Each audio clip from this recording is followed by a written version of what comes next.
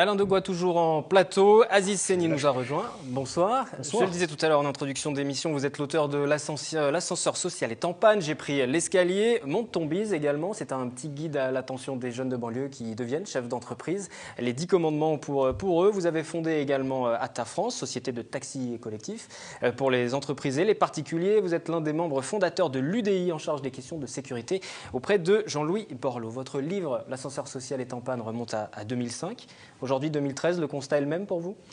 J'ai presque envie de dire l'ascenseur social est toujours en panne et il y a plus de monde dans l'escalier. Aujourd'hui, la question de la mobilité sociale est au cœur du débat. L'espoir, l'envie, le rêve de se dire que mes enfants vivront une vie meilleure que la mienne.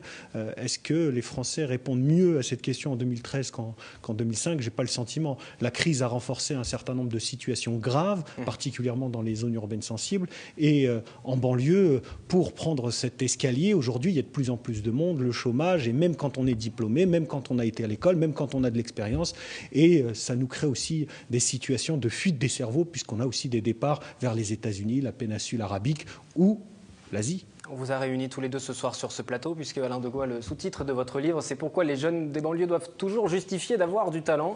C'est ça. Voilà, donc c'est une thématique qui se rejoint. Lorsque vous entendez Aziz Seni évoquer ces difficultés aussi lorsque vous avez fondé votre entreprise, on y reviendra peut-être en 2000, puisque vous avez grandi à Mantes-la-Jolie. Vous partagez cet avis-là ? Il est difficile pour des jeunes Je dirais même que du coup, de l'escalier, il n'y a même plus de rampe. C'est-à-dire qu'on est plusieurs et c'est vraiment casse-gueule. Donc, oui, je suis d'accord parce que moi, je trouve insupportable aujourd'hui que notre société française, que notre ne fasse pas plus cas de l'intelligence. J'ai l'impression que la banlieue est en jachère, qu'il y a ici des gens brillants, moi j'en croise souvent, qui n'ont pas la possibilité, mais qui sont vraiment brillants, et que l'avenir de notre pays, il passe par là aujourd'hui, il passera pas ailleurs. C'est pas forcément faisant HEC qu'on réussit, et que forcément, les gens qui vont apporter à ce pays, ils sont aussi en banlieue, et ils n'ont pas à le justifier. Ils n'ont pas à justifier, ils ont juste à regarder ses compétences, ses talents qu'il y a là, et donnons-leur la possibilité de ne pas prendre l'escalier, de ne pas prendre l'échelle, de ne pas prendre la corde, d'y aller normalement. Vous le disiez tout à l'heure, vous avez notamment révélé Jamel, on en parlait tout à l'heure. Vous disiez c'est une erreur statistique. Quand on préparait un peu cet entretien, quand on citait ces grands noms qui ont réussi, ce sont des erreurs statistiques pour vous. Aujourd'hui, que ce soit d'ailleurs en banlieue ou dans les zones rurales, il y a beaucoup de similitudes, mais à peu près 60% des enfants d'ouvriers deviennent ouvriers à leur tour. Pendant ce temps-là, 50% des enfants d'énarques ont des parents énarques. On est dans un pays de caste où les élites se reproduisent entre elles et les couches populaires aussi. Donc la difficulté que nous avons tous ensemble, les politiques, les chefs d'entreprise, les acteurs sociaux, les syndicats, c'est comment on fait pour que celui qui est en bas, par le mérite, par le travail, par l'école, puisse se dire un jour, avec tout ça, je peux arriver au 2e, au 3e, au 4e étage et pourquoi pas tout en haut de la Tour France. Mais aujourd'hui, c'est très très compliqué. On y arrive beaucoup mieux dans le pays de l'oncle Sam ou du tonton Chang là-bas à Pékin. Justement, on peut s'intéresser à ça parce qu'on parle des banlieues, des difficultés quand on vient de la banlieue en France. Dans les autres pays, vous ne le constatez pas ? Ça ne fonctionne pas pareil ? Aujourd'hui, le rêve américain, le fameux rêve américain, j'ai le sentiment qu'il est plus facile de rentrer comme pousseur de chariot, de distribuer le courrier dans une compagnie américaine et de se dire un jour je serai au 40e étage et d'y arriver sur ses compétences. En France, si vous n'avez pas fait Polytechnique, si vous n'avez pas fait l'ENA, avant de présider un conseil d'administration d'une entreprise du CAC 40, il va en passer un petit peu d'eau sous les ponts. Et en culture, c'est pareil d'ailleurs. Pour réussir pour un artiste qui débute, en culture, vous allez retrouver les mêmes énarques, vous allez retrouver des gens qui sortent d'écoles d'administration ou autres, qui sont à la tête parce que c'est des communicants, et on va mettre des communicants à la tête Mais c'est propre à la France. Est-ce que ça fonctionne partout dans le reste de l'Europe, par exemple ? Ou même un artiste qui aurait du talent, est-ce qu'il a plus de chances d'émerger s'il est dans un autre pays et qu'il vient d'une banlieue, d'un quartier moins connu, que s'il est en France ? Je sais pas, j'ai vraiment pas cette connaissance-là. Je peux pas me permettre de parler de pays que je ne connais pas. J'essaie déjà de connaître le mien et c'est déjà assez compliqué. Que les appareils qui soient ou l'établissement culturel en France, il est d'une rudesse incroyable, et que oui, il faut s'y frotter. Moi, c'est ce que je disais tout à l'heure. Insurrection culturelle à partir de ce soir, Wilfried. Le message est passé. Voilà. On va juste faire une pause, donner la parole aux Yvelinois, aux Saint-Quentinois. Nous leur avons posé la question, nous leur avons demandé s'ils considéraient qu'il était justement plus difficile de s'en sortir, de réussir lorsqu'on venait de la banlieue. Il me semble que c'est beaucoup plus difficile pour un jeune de banlieue, effectivement, de trouver du travail en fonction, effectivement, si c'est, comment je pourrais dire, qu'ils soient étrangers ou pas. Vu la situation qu'on a en ce moment, là, c'est pas être trop évident pour tous ces jeunes de s'incorporer effectivement dans leur milieu et puis de trouver du travail facilement. Je pense qu'ils sont un petit peu négligés en fait. Hein. Je suis professeur des écoles, je travaille dans une école où justement il y a cette mixité entre des jeunes favorisés et des jeunes défavorisés. On voit très clairement qu'il y en a qui s'en sortent plus ou pas parce que les moyens à la maison ne sont pas les mêmes, parce que l'argent, effectivement, il y a besoin d'argent pour avoir de l'aide malheureusement et qu'ils n'ont pas forcément cette aide-là. Donc je pense que oui, encore aujourd'hui, même si on essaye maintenant de réduire cet écart, je pense qu'encore c'est plus difficile de s'en sortir pour les jeunes des banlieues. Je dirais que non, parce que maintenant l'école elle est ouverte à tous, donc pour un jeune de banlieue ou un jeune qui est un peu plus aisé, non. C'est sûr, il y aura des meilleures écoles avec l'argent. Non, c'est pas plus difficile, je pense. Il faut se donner juste les moyens, quoi. Et je pense que les jeunes des banlieues ont justement ce côté déterminé et que je pense que les jeunes de banlieue peuvent accomplir même beaucoup de choses. Avec la détermination et la mentale, on va dire. Et faire confiance surtout. Surtout faire confiance parce que voilà, il y a beaucoup de jeunes qui sont déterminés, comme je vous dis, et qui ont le même cerveau qu'un autre gars, quoi. On a les mêmes capacités, si ce n'est plus des fois. Donc voilà, quoi. Je pense que la chance est donnée à tout le monde, donc voilà. Avoir de la confiance, beaucoup de confiance en soi, c'est aussi le travail que vous menez. Hein. La confiance en soi, pour reprendre Jamel, même si c'est qu'une exception, il m'a dit ce que tu m'as apporté, c'est de la considération. C'est déjà avoir de la considération pour l'individu, l'être humain que vous avez en face de vous, avant de lui mettre tout sur le dos de la considération. Ce qui m'intéresse, moi, c'est ma culture, c'est qu'est-ce que tu as à me dire. Et tiens, tu le racontes bien, ou ces mots-là sont étonnants, je ne les avais pas entendus, et ça me parle autrement. Et ben continue, écris, reviens demain, reviens la semaine prochaine, on retravaille là-dessus. Aussi, c'est pas parce que c'est la banlieue qu'on ne peut pas être exigeant, c'est aussi une exigence qu'on a vis-à-vis des uns et des autres.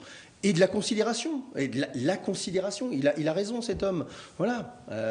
Voilà. Une fois qu'on sera décédé, on sera tous avec le même squelette. Hein. C'est pas le souci. Aujourd'hui, c'est où elle est cette considération. Elle passe aussi par des financements, elle passe par des choix politiques. Donc, on va s'intéresser justement aux choix politiques à l'occasion de la sortie de votre livre, Alain Degois, Made in Trappes. Vous intéressez à ces jeunes des banlieues, à ces dysfonctionnements que vous avez constatés depuis 30 ans sur le terrain. Et on s'y intéresse également ce soir. Aziz Seni, vous êtes politique également, je le disais en présentation, membre de l'UDI, soutien d'Hervé Morin, aussi par le passé. On vous avait reçu à cette occasion. Quelle responsabilité pour les politiques aujourd'hui et surtout quelles actions à mettre en place ? Le discours, qu'il soit politique ou celui du citoyen, pour moi, il va être le même. C'est que vous avez deux responsabilités. Vous en avez une qui est individuelle. Dans le titre de mon livre, L'ascenseur social est en panne, c'est une responsabilité collective. Lorsque dans ces quartiers ou en zone rurale, vous avez de jeunes professeurs qui sont nommés et donc de ce fait peut-être une éducation nationale moins qualitative qu'ailleurs, il y a une problématique qui est liée à l'État, aux politiques. Mais de l'autre côté, vous avez aussi une responsabilité individuelle. Il ne s'agit pas de tomber dans des clichés de victimisation où on se dit « Oh, les pauvres », d'ailleurs, qu'ils soient noirs, arabes, blancs dans ces quartiers, oh, le petit discours touche pas à mon pote, post-colonialiste, etc. Non, il y a une responsabilité individuelle. L'ascenseur social est en panne, d'accord, mais tu prends l'escalier. Oui, c'est injuste. Oui, c'est très compliqué. Oui, ça ne devrait pas exister. Les politiques peuvent simplifier justement cette ascension sociale aussi par des choix. Ils peuvent la simplifier à travers des choix. Quels peuvent-ils ? Bon, il y a l'éducation. Bien évidemment, il y a une vraie réforme de fond à faire sur les écoles en matière surtout de gestion du personnel et d'attribution, d'affectation des postes. Ensuite, il y a la confiance qu'on disait tout à l'heure. Lorsque vous avez dans des collèges ou des lycées, à Trappes, à Mantes-la-Jolie, chez moi, la fédération du bâtiment ou les usines Flin ou Renault, Renault Flin et Peugeot-Poissy qui viennent vous expliquer qu'on manque de bras, il faudrait aussi donner de l'espoir à ces gamins et leur envoyer des chefs d'entreprise, que le MEDEF, la CGPNE, aille expliquer qu'on peut être chef d'entreprise, avocat, donner de l'espoir, donner du rêve. Vous savez, le Yes Weekend d'Obama, pourquoi ne nous l'avons pas appliqué à nous-mêmes ici en France ? Moi, je pense que c'est aussi le rôle du politique. Votre avis ? Alain Degois, sur le rôle du politique. Oh là, le rôle du politique, je sais que vous connaissez mes emportements parfois. Sans vous emporter alors, en regardant la tête froide. Non, en regardant la tête froide. Je pense que non, le politique, il a le pouvoir qui lui est attribué de façon démocratique et qu'à un moment donné, il y a des choix. Nous sommes encore un pays riche. Il y a des choix à faire, ils sont urgents et c'est à lui de décider. Il a le pouvoir. Moi, j'ai pas ce pouvoir-là. Je peux juste lui dire, il faut le faire. Faites-le. Allez dans ce sens-là. Écoutez-nous. Faites-nous confiance. Parce qu'il y a des politiques qui ne font plus confiance qu'à eux-mêmes, même pas à l'entourage. Donc voilà, retrouvons cette confiance envers les gens, entre les citoyens de notre pays, et peut-être aussi, oui, vous êtes au pouvoir, vous devez donner l'exemple. Eh ben, on vous écoute, on vous regarde. Et le rôle que vous vous êtes donné, tous les deux aujourd'hui, puisque vous avez réussi dans vos branches respectives, c'est d'aider aussi les autres. Vous avez fondé par exemple les Business Angels des cités. C'est un fonds d'investissement. Moi, je suis de ceux qui pensent que, en tout cas pour ces territoires, les zones rurales, je répète, et les zones urbaines sensibles, il y a un levier sur lequel nous n'avons pas suffisamment travaillé, qui est pour moi le levier majeur avec l'éducation, c'est le levier du travail, de l'emploi.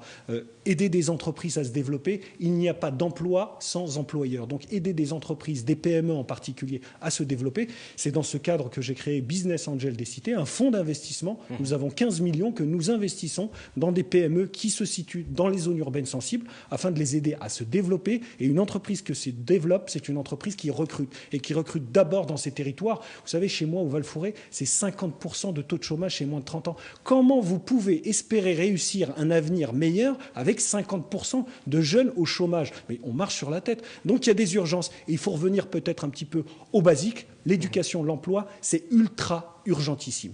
Par Déclic Théâtre, on parle souvent, quand on parle de Déclic Théâtre, des succès, des grandes réussites de Jamel, d'Arnaud de Samer. On y revient régulièrement. Pour autant, ce n'est pas uniquement le travail que vous menez. Non. Déclic Théâtre, c'est des milliers de jeunes. C'est pas cela. Et là, c'est la cerise sur le gâteau. C'est celui qui a été plus loin. C'est celui donc. Parce qu'ils ne s'orientent pas forcément vers une carrière artistique après. Voilà, ils s'orientent aussi vers autre chose. Et c'est aussi ça le but. J'ai autant de plaisir à avoir le retour d'un jeune homme ou d'une jeune fille qui dit: Papy, grâce à l'impro, j'ai passé mes euros de bac et j'ai tout cartonné. Ou une autre qui vient me voir: écoute, là, je suis dans une école de commerce. Parce que comme vous travaillez avec les écoles et les collèges également, on imagine que ça se ressent peut-être sur leurs résultats scolaires, ça leur redonne confiance, ils travaillent mieux. On tourne toujours autour de cette confiance, c'est-à-dire que quelqu'un qui s'aperçoit que sa parole peut être entendue et que d'un seul coup on peut l'écouter, il va s'en servir. Il va se dire: tiens, du coup j'ai ça en moi et je sais pas, je suis pas là pour régler les problèmes sociaux, je suis là juste pour leur dire: vous avez cette possibilité en vous d'être artiste et la créativité, l'imaginaire peut se mettre au service d'une société, d'une idée que j'ai. Tiens, j'avais cette idée-là. Mais avec ton imaginaire que tu as pu développer en impro, peut-être que du coup, cette idée, tu vas savoir la porter, la défendre. Ça va être monter sa boîte, progresser dans l'entreprise, de oser aller voir, de pas se faire écraser par une hiérarchie, de se dire: mais moi j'ai du talent, j'ai ça. En plus, je sais le dire, je sais le faire, je sais être bien dans ma peau. Si déjà moi j'arrive à ça, c'est énorme. Et puis voilà, moi je pense qu'il y a de l'éducation. Je pense que la culture est une culture ouverte, laïque, à la portée de tous, est nécessaire aujourd'hui. Juste pour conclure, votre plus grande fierté, c'est quoi? De vous dire qu'aujourd'hui, la personnalité préférée des Français, par exemple, c'est Omar Sy. Jamel Debbouze figure aussi en bonne place. Ça veut dire qu'il y a une reconnaissance aussi de la part de la France, de tous les Français, de ces jeunes qui viennent des banlieues. Oui, et puis c'est surprenant, parce que si on n'arrête pas de dire que ce pays est raciste et tout ça, n'empêche que vous prenez le carteron de tête des personnalités préférées des Français. Je suis désolé, ils sont quand même d'origine pas gauloise. Et pourtant, c'est quand même eux les préférés, et que les gens donc s'identifient à eux, les reconnaissent comme étant faisant partie des leurs. Voilà, c'est tout. La France, c'est ça. Moi, ça me fait plaisir. Vous êtes d'accord, en un mot très brièvement, puisqu'on doit conclure cette émission, sur justement cette fierté aussi de voir qu'aujourd'hui il y a des choses qui changent, qui évoluent tout de même? Bien sûr, heureusement, avec tout le travail qui est fait, heureusement. Alors bien évidemment, on regrette toujours que ça ne va pas assez vite, mais ce que je voudrais aussi en conclusion, c'est surtout dire qu'il ne faut pas évacuer aussi ce qui ne va pas dans les banlieues. Il y a des tas de choses qui ne vont pas, mais je laisse ça au VRP de la haine, au VRP de la colère, au VRP de la dépression, etc. Ce que j'ai envie, c'est de donner du rêve et faire rêver les gamins. Ce que vous disiez tout à l'heure. Le rêve, ce sera le mot de fin. Le rêve, voilà. L'ambition, le travail et le partage. On est en Ile-de-France, RATP. Voilà. Très bien, parfait. Merci beaucoup Aziz Seni pour cette conclusion. Merci également à Alain Degois. Je rappelle vos actualités respectives. Aziz Seni, on devrait vous voir souvent avec l'UDI et le travail qui vous attend pour les prochaines élections. Et puis vos deux ouvrages, L'ascenseur social est en panne et Monte ton bise. Alain Degois, Made in Trappes. Merci à tous les deux. C'est la fin de cette édition du 7-8. Je vous retrouve demain en direct à 18h.